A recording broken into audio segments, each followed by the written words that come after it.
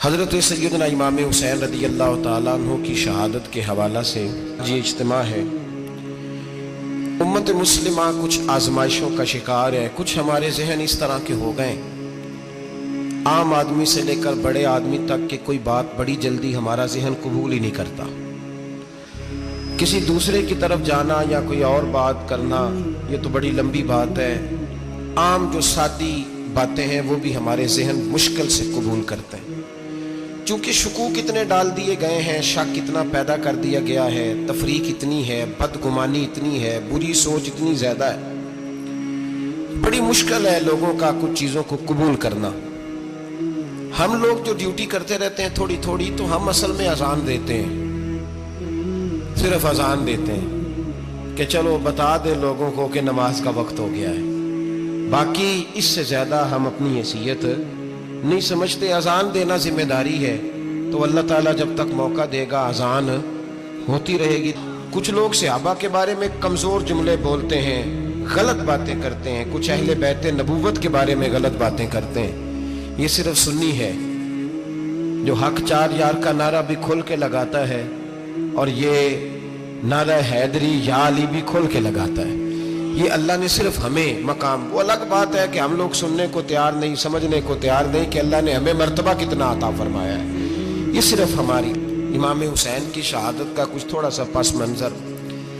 شہادت ہمارے ہاں بیان ہوتی ہے اس انداز میں کہ لگتا ہے کہ کسی مظلوم بندے کو کسی نے پکڑا ہوا تھا تو وہ سارے اسے مار رہے تھے اور وہ منتیں کر رہا تھا کہ مجھے نہ مارو۔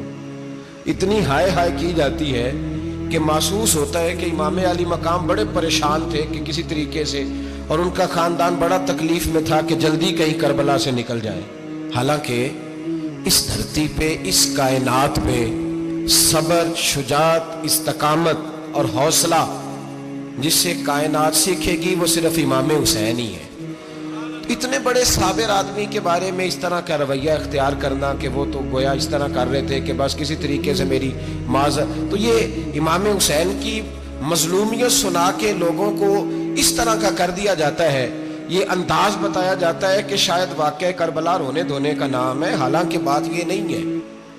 یزید کی لشکر جو امام حسین کے مقابلے میں آیا، امام حسین کے لشکر کی تعداد 72 تھی، تو یزید نے 22,000 آدمی، مجھے بتائیے 72 کا 22,000 سے کوئی مقابلہ ہوتا ہے؟ بولیے۔ عمر بن سعد نے پھر عبید اللہ ابن زیاد کو لکھا کہ 22,000 بندے تھوڑے ہیں، کچھ بندے زیادہ بھیج۔ تو عمر بن سعد کو عبید اللہ ابن زیاد کہنے لگے کہ تو پاگل تو نہیں ہو گیا، 72 کے لشکر کا 22,000 بھیجا، اور کتنا بھیجوں؟ تو اس نے کہا تمہیں یہ نہیں پتا یہ لوگ کون ہیں؟ یہ مولا علی شیر خدا کی اولاد ہے، ان میں ایک ایک شخص ایسا ہے جو 1,000 کے مقابلے میں لڑنا جانتا ہے۔ تو یہاں کمزوری دکھائی جاتی ہے، ہمارے بچے سمجھنے لگے ہیں کہ یہ شاید کوئی ایسی داستان ہے، اور اس طرح کا ماحول ٹی وی پہ میں دیکھ رہا تھا، اس طرح کا ماحول بنایا جاتا ہے جیسے کوئی خوف ہے، یعنی واقعہ کربلا کوئی ایسا واقعہ جسے دیکھ کے خوف طاری ہو جائے، بچے راتوں کو ڈرے، وہ اکیلے درخت دکھائے جا رہے ہیں اور تیر دکھائے جا رہے ہیں۔ او یار کیا قوم کی تربیت کر رہے ہیں؟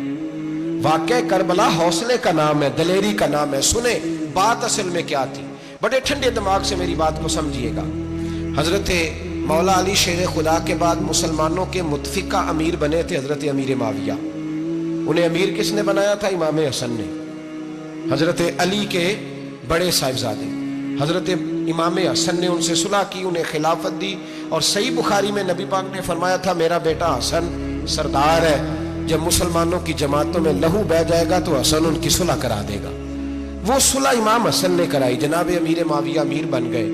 حضرت امیر معاویہ رضی اللہ تعالیٰ عنہ بڑا پیار کرتے تھے نبی پاک سے، بڑا احترام کرتے تھے حضور کے خاندان کا۔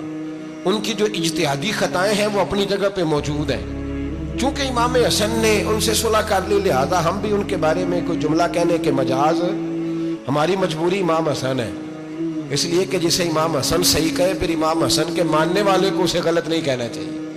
حضرت امیر معاویہ رضی اللہ تعالیٰ عنہ کا جب وصال ہوا تو حضرت امام حسن پہلے ہی ان سے وصال کر گئے، آپ کو زہر دے دیا کہ آپ شہید ہو گئے۔ امام حسین موجود تھے، تو یزید کے بارے میں لوگوں نے کہا جناب امیر معاویہ سے کہ یہ ٹھیک ہے، مناسب ہے، اور बहादुर है, दलेर है। वो जो होते हैं ना खुशामदी टोला, हमारे मुल्क में जो अच्छी खुशामद करे उसे अच्छी वजारत मिलती है, अच्छी वजारत उसे देते हैं। जो ज़रा सही बदतमीज भी हो और सही वकालत करने वाला उसे वजारत सही देते हैं। तो हज़रत अमीर माविया के गिर्द भी कुछ ऐसे लोग थे, उन्होंने आपसे कहा कि यजीद को नामजद कर दें। तो आपने यजीद को बुलाया, हवाला मुझसे देख लीजिएगा, बुला के फरमाया कि 3 बंदों के सामने अपनी खिलाफत पेश करना, अगर वो तुझे मान जाए तो अमीर बन जाना, ना माने तो चुप करके घर बैठ जाना। वो 3 बंदे कौन है? जनाब अब्दुल्ला इब्न अब्बास, हजरत अब्दुल्ला बिन जुबैर और इमाम हुसैन रज़ी अल्लाह ताला। ये वसीयत फरमाई जनाब अमीर माविया। हुआ ये कि यजीद जब अमीर बना ना, 2-3 चीजें होती हैं जब किसी बंदे को काबू करना होता है, 2-3-4-5 चीजें ऐसी होती हैं जिससे बंदा काबू आता है। तो उसने भी फौरी तौर पे, यजीद ने देखा मेरे लिए मसला क्या बन सकता है। वलीद बिन उतबा उस वक्त मदीने का गवर्नर था। यजीद ने उसको खत लिखा कि अमीर अरब का रिवाज आज भी है कि जब तक नए खलीफा की बैत नहीं हो जाती पुराने के इंतकाल की खबर ही नहीं देते, उसको रखे रखते हैं। ये उनका तरीका है। वो कहते हैं कि वली अहद अच्छी तरह कब्जा कर ले फिर बताएंगे।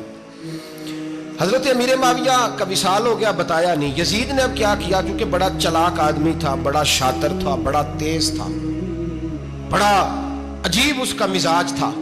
ये चलाक लोग जिंदगी में हमेशा धोखा खाते हैं, चलाकियां इंसान को गिराती हैं और इतना मुंह छील जाता है कि मुंह पहचाना ही नहीं जाता। बंदा अपने आप को रब रसूल के हवाले कर दे तो अल्लाह बड़ी बेहतरीन जज़ाएं अता करता है। ये लोग तेजी दिखाते हैं बाज। तो यजीद भी तेजी दिखाने वाला था। उसने वलीद को खत लिखा, कहने लगा कि फौरी तौर पे अब्दुल्ला इब्न अब्बास को बुलाओ और उससे कहो मेरी बैत करें। ये जो बैत होती थी ना, ये भी सुन ले क्या होती थी। ये बैत हलफ होता था, हलफ कि मैं अल्लाह रसूल के नाम पे हलफ देता हूं कि मैं यजीद की इताअत करूंगा, मैं उसके खिलाफ कोई बगावत नहीं करूंगा। कोई ये बैत लोग समझते हैं कि बस हाथ पकड़ने का नाम बैत था। उस बैत का मुतबादल जमहूरी मुल्कों के अंदर वोट आया है, उसका मुतबादल लफ्ज। तो कहा बैत करे। हजरत अब्दुल्ला इब्न अब्बास को भी बुलाओ, अब्दुल्ला बिन जुबैर को भी बुलाओ, इमाम हुसैन को भी बुलाओ। इमाम हुसैन आधी रात के वक्त बैठे थे मस्जिद नबी में, चूंकि 5 नमाजों की आप इमामत करते थे। उन अल्लाह खैर करे जेड़ा नमाज पढ़ाए हो मौलवी, जेड़ा टल पाए हो पीर, जेड़ा महीना ना नहाए छोटा पीर, तो जेड़ा 6 महीने ना नहाए हो बड़ा पीर। कहते बाबा पहुंचे हैं, कड़े छड़े जो पहन लिए। भाई इमाम हुसैन तो नमाजें पढ़ाते थे, मौला अली तो नमाजें पढ़ाते थे, मस्जिद के खतीब थे। अब इसको तो मौलवी कह दिया जाता है बेचारे को। तो मलंग कौन होता है जी? कहते जेड़ा कपड़े काट पाए। क्या तमाशा है, कौम जिधर दिल करता है निकल जाती है। इमाम हुसैन नमाज पढ़ा के शाह की बैठे थे जनाब अब्दुल्ला बिन जुबैर। अब्दुल्ला बिन जुबैर कौन थे? ये नबी पाक सल्लल्लाहु अलैहि वसल्लम के पोते थे और जनाब सिद्दीक अकबर के नवासे थे, हजरत अब्दुल्ला बिन जुबैर। और जनाब जुबैर बिन अवाम अशरा मुबशरा से अभी हैं, उनके बेटे थे। बहुत जीरक आदमी थे। ये भी इमाम हुसैन के पास बैठे थे। अब्दुल्ला इब्न अब्बास भी थे जो हुजूर के चचा के बेटे हैं, इस उम्मत के पहले मुफस्सिर हैं कुरान पाक। ये लोग बैठे थे। तो वलीद ने एक बंदा भेजा, उसने आके कहा जनाब आपको गवर्नर साहब ने बुलाया है। तो अब्दुल्ला बिन जुबैर कहने लगे हुसैन इस वक्त बुलाने की बात समझ में नहीं आई। तो इमाम हुसैन बड़े बसीरत वाले थे, अल्लाह ने बसीरत दी थी। कहने लगे अब्दुल्ला आपको समझ नहीं आई, मुझे समझ आ गई है, अमीर माविया विसाल कर गए और ये हमें जो बुलाया गया है ना, ये यजीद की बैत के लिए बुलाया गया है। तो कहा फिर आप आधी रात को ना जाएं, आपके लिए खतरा होगा। तो इमाम हुसैन फरमाने लगे खतरा हुसैन को नहीं होता, हुसैन को खतरा नहीं। कहा फिर भी आप मेहरबानी करें, जरा एहतियात से जाएं। तो जनाब अब्दुल्ला इब्न जुबैर ने, अब्दुल्ला इब्न अब्बास ने 14 बंदे नेज़े दे के, तलवारें दे के इमाम हुसैन के साथ भेजे और कहा कि इमाम हुसैन अगर उसने कोई गलत मलत बात की ना, जबरदस्ती बैत करने का कहा, तो आप बस कोई एक बात ऊंची आवाज में कर देना, ये सिपाही पीछे आ जाएंगे। इमाम हुसैन उन 14 बंदों को लेके गवर्नर हाउस पहुंच गए। जब आप वहां पहुंचे, उसने बताया, उसने कहा जी हजरत अमीर माविया इंतकाल कर गए और आपने यजीद की बैत करनी है। तो इमाम हुसैन फरमाने लगे मैं छुप के बैत नहीं करूंगा, मजमा लगाओ, जुमे वाले दिन ऐलान करो, जो तरीका है हजरत अबू बकर सिद्दीक का, जो तरीका है हजरत उमर फारूक का, जो अंदाज हजरत उस्मान गनी का है, जो मौला अली का है, सरेआम ऐलान करो। अगर सारी दुनिया यजीद की बैत करेगी तो मैं भी तैयार हूं। तुम मुझसे बैत लेके फिर लोगों को बताना चाहते हो कि हुसैन बैत तो कर रहे हैं, तो तुम क्यों नहीं कर रहे? میں عام آدمی نہیں ہوں لہذا چھپ کے بیعت نہیں کرتا۔ جب یہ بات کی نا تو ولید بڑا نرم دل تھا اور امام حسین کی شان کو جانتا تھا، وہ جانتا تھا یہ نبی پاک کا خاندان ہے۔ اس نے کہا جی مجھے تو حکم تھا، باقی آپ حضور کے نواز ہیں، میں کر کچھ۔ وہاں ایک بڑا بدبخت شخص بیٹھا تھا، عبد الملک بن مروان، وہ ولید سے کہنے لگا کہ اگر حسین آج تمہارے ہاتھ سے نکل گئے تو تمہارے لیے بہت بڑا مسئلہ کھڑا ہو جائے، انہیں جانے نہ دینا، یا بیعت کراؤ یا ان سے کہو جنگ کے لیے تیار ہو۔ تو امام حسین رضی اللہ تعالیٰ عنہ کے کانوں میں آواز گئی تو فرمانے لگے ابن مرجانہ، اگر تیرے اندر جرت ہے تو آ سامنے حسین کے، اس کے کانوں میں باتیں نہ کر، کانا پھوسی نہ کر، باہر آ میدان میں، شرارت نہ کر، باہر آ، میں تمہیں ابھی بتاتا ہوں کہ حسین سے مقابلہ کرنے کا انجام کیا ہے۔ یہ کہہ کہ امام حسین باہر نکلے، اپنے بھائی محمد بن انفیہ کو بلایا، عبداللہ بن زبیر، عبداللہ ابن عباس، ڈھیر سارے لوگ اکٹھے ہو گئے۔ فرمایا یہ معاملہ ہے، اب کیا کرنا ہے؟ یاد رکھیں ووٹ برادری کا نہیں ہوتا، ووٹ برادری کا نہیں، ووٹ دین کا ہوتا ہے۔ جو بندہ دین کے، ملت کے، مذہب کے معیار پہ پورا نہ ہوتے اسے حکمت کے تحت بھی ووٹ دینا جائز۔ ہاں یہ بات سچی ہے تو بہرحال سچی ہے، یہ یاد رکھ لے۔ ہمارے ووٹ سے کوئی ایم این اے، ایم پی اے جتنے ظلم کرے گا، ووٹ دینے والا اس کے ظلم میں شریک ہوگا، بالکل 100%۔ یہ لکھ لیں بات۔ ہم اس وقت بڑی جلدی، پتہ نہیں ہمیں کیا مسئلہ ہو جاتا ہے، اتنا اتنی مصیبت انہیں نہیں بنی ہوتی، نہیں یہاں بنی ہوتی ہے۔ خدا کا خوف کریں۔ امام علی مقام ووٹ ہی مانگ رہا تھا نا یزید، اور پھر اس نے بڑے بڑے لالچ دیے، اس نے کہا کہ آپ 5-4 صوبے ہیں جس کی گورنری مرضی رکھ لیں، دولت آپ کی مرضی کی۔ تو پھر آج ہمیں بھی لوگ مشورہ دیتے ہیں، کہتے ہیں مسجد میں سیاست نہیں ہونی چاہیے۔ میں نے کہا کیا کریں، یہ امام حسین ہمیں مجبور کر گئے، کوئی نہ کوئی بات کرنی پڑ ہی جاتی ہے۔ امام علی مقام نے فرمایا چھپ کے ووٹ کی بات، بیعت کی بات نہیں ہو سکتی۔ آپ نے جا کے لوگوں سے مشورہ کیا تو وہ کہنے لگے حضور وقت ابھی مناسب نہیں ہے، آپ اس طرح کریں یہاں رکیں، ہم مکے سے، عراق سے، کوفے سے لوگوں کو بلاتے ہیں، یہاں ایک بڑی مجلس مشاورت قائم کرتے ہیں۔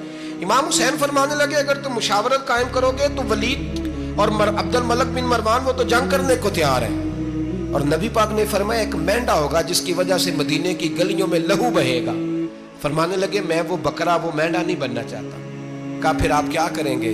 تو امام حسین رو پڑے، فرمانے لگے میں مدینہ چھوڑ جاؤں گا لیکن مدینے کی حرمت پامال نہیں ہونے دوں گا۔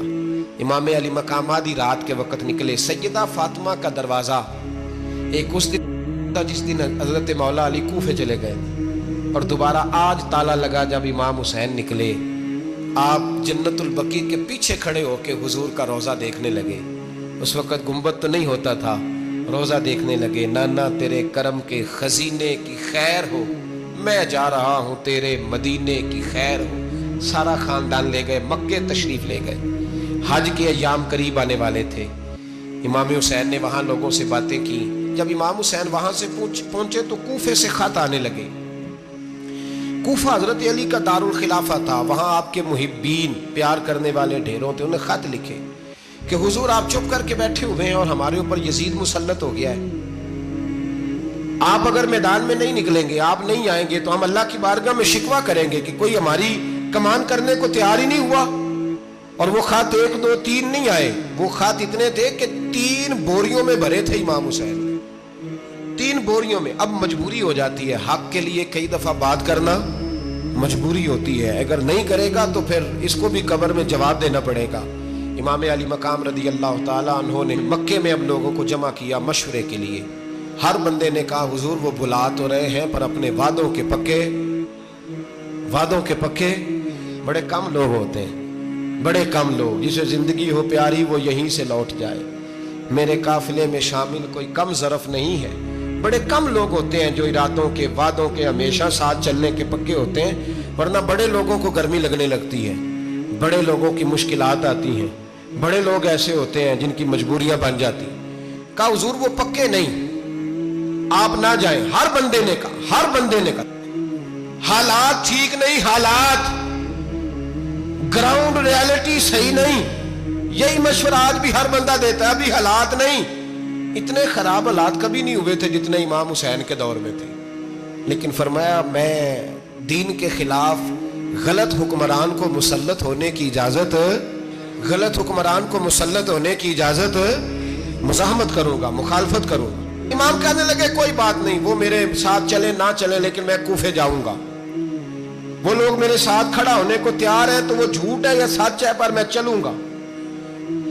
جب امام علی مقام نے اصرار فرمایا تو جو آپ کے قریبی صحابہ کرام کی اولادیں تھی ساری، یہ بھی اب بیماری ہے، کچھ لوگ کہتے ہیں جی صحابہ نہیں ساتھ چلے، تو میں کہتا ہوں اہل بیت نبوت کے تو کل افراد 21 تھے، تو 72 میں باقی اولادیں کس کی تھی؟ وہ ساری صحابہ کی اولادیں تھیں، وہ سارے، پتہ نہیں کیوں اس طرح کا فلسفہ بیان کیا جاتا ہے جس میں حالات خراب ہو۔ حضرت سیدنا امام علی مقام کو جب بہت زیادہ کہا گیا نا تو امام حسین رضی اللہ تعالیٰ عنہ نے فرمایا چلو میں ایک کام کرتا ہوں، مسلم بن عقیل کو بھیجتا ہوں، حضرت علی کے بھتیجے ہیں، امام حسین رضی اللہ تعالیٰ عنہ کے چچا کے بیٹے ہیں، حضرت عقیل کے صاحبزادے مسلم بن عقیل بڑے سمجھدار آدمی تھے، معاملہ فہم تھے، بڑے جری تھے، اتنا زبردست مشورہ کم لوگ دیتے ہیں جتنا حضرت مسلم بن عقیل دیتے تھے۔ ان کو بھیجا گیا کوفے۔ اب اس میں بڑی تفصیل ہے، وہ اپنے 2 بچے بھی لے گئے۔ جب وہ کوفے پہنچے نا تو کوفے پر جناب نعمان بن بشیر کی حکومت تھی، آپ گورنر تھے اور اہل بیت سے بڑی عقیدت رکھنے والے، نرم رویہ۔ عبید اللہ ابن زیاد کوفے کا گورنر نہیں تھا، یہ کسی اور علاقے کا تھا۔ جب آپ وہاں پہنچے تو نعمان بن بشیر نے دیکھا کہ حضرت مسلم بن عقیل آئے ہیں تو لوگ دوڑے ان کی بیعت کرنے، بھاگے، اتنے لوگ جمع ہوئے کہ ایک دن میں 17,000 آدمی نے بیعت کر لی۔ تو تم پتہ ہے نا جڑا الیکشن لڑتا ہوتا ہے راتی جیت کے سوندا ہے، وہ فاتح ہوتا ہے، ہر روز جیتتا ہے، پتہ اسی دن چلتا ہے جس دن الیکشن کا ریزلٹ اناؤنس ہوتا ہے۔